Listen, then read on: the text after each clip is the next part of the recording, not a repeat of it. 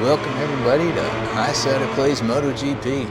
I'm Highsider, and today I'm going to show you a controller setup that you've never seen before. It's a weird one, but I think it might win you over in the long run. We're on the KTM today. Good bike all around. That blue screen's a little wonky, but hey, still an excellent bike. But we are at Jerez, which is more important because this is an amazing track. Coming onto the back straight up here, it just gets me squealing like a little girl. So many excellent corners here, wheelies, all that you want, stoppies, you name it. It is just an excellent track, very snug. I don't know why it has a reputation for being difficult to pass though, because I'm happy to pass anywhere around here, damn near, and just love this track. To play non-stop, and I'd be a happy guy. If this was the only track I ever had to play, I'd be happy. Let's take a look at the bike setup today, get that out of the way here. Pretty tall bike on this one. Nothing too crazy going on the suspension side. A little bit of a rear swing arm because there's so much wheelie, but as much stoppy as I can get on this thing, so no steering plate. Transmission, you want it as short as you can get it, and you're still not going to use the whole box. 12-inch brake this time because the bike binds up hard on the brakes, so you just don't need all the brake at this track. And of course, no traction control, no anti-wheelie, and full power.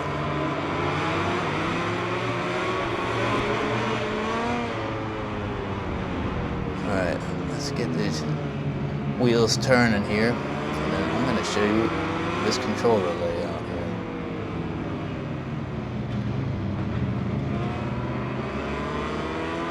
Rough start here, but everyone's getting along just fine. Hopefully our turn there.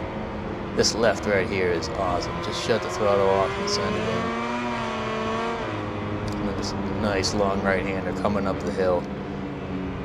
Don't jam it in there too hard. It's no good. You gotta do it. Roll that center really good on this one. And then just coming over. This is so much fun. Alright, here we go. First thing to notice here. I have rear brakes on both triggers, not rear brakes, excuse me, just brakes. Front brake on the right, rear brake on the left, and my shifters are on the bumpers. So I'm doing the brakes with my middle fingers here, and having an analog rear brake definitely buys you some advantage in this game. Milestone's pretty good at not punishing the skittle breakers. They kind of want you to just start with the skittle, hold it down until the bike gets a little sassy on you, lift off, and then bring it back on to finish the corner. But with the rear brake, it's more than just getting the bike stopped, and that's where I get the advantage here. And that is, for one, wheelie control is a big thing here. Sometimes you want all the front brake you can get in a braking zone. Don't so much want the rear brake as just a means to settle the bike down if it's starting to buck on you and get sassy. Same with picking up the throttle. Sometimes you just need to knock a little bit of power out of it, and just a light touch on the rear brake can be very helpful. And you just don't want the full on hit the skittle, get all the rear brakes. It's just light, delicate. Again, it gives you that analog feel in a game where you just don't want to be on and off. This whole game is all about smooth touch, finesse, which is going to take me to the throttle here. Throttle on the right thumbstick, yes. You would be surprised at how good that is.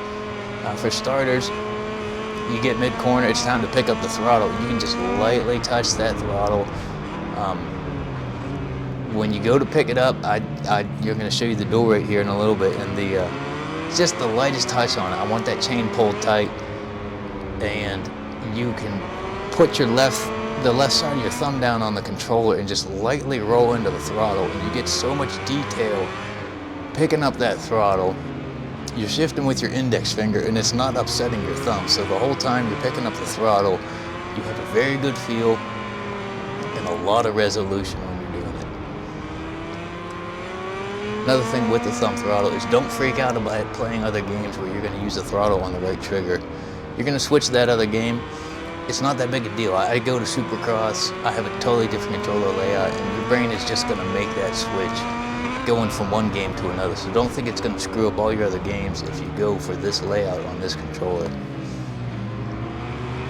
Another thing to notice on this controller layout is the D-pad, where you're scrolling through, you know, the power and the wheelie and all that stuff.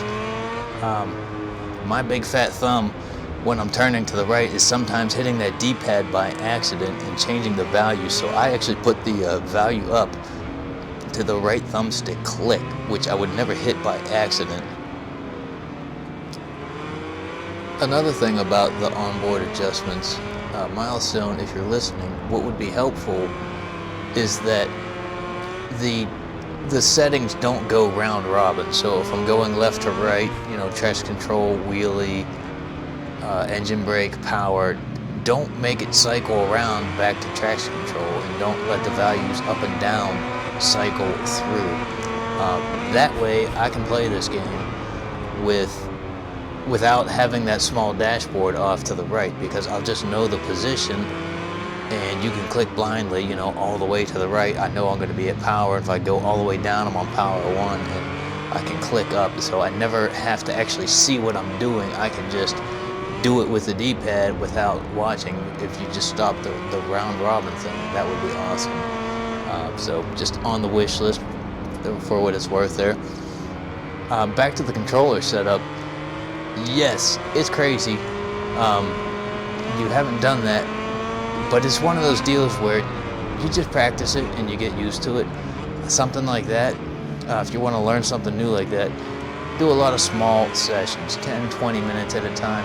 Take a break. If you just sit there for hours and grind away at it, your brain's going to get fried and you're going to get frustrated. But if you just take little bites of practice, take a break, you'll have it over the span of a weekend. The same with last episode, where I'm just hammering home, get in first person, you get in first person. I won't shut up about it. I haven't yet, and I'm not going to.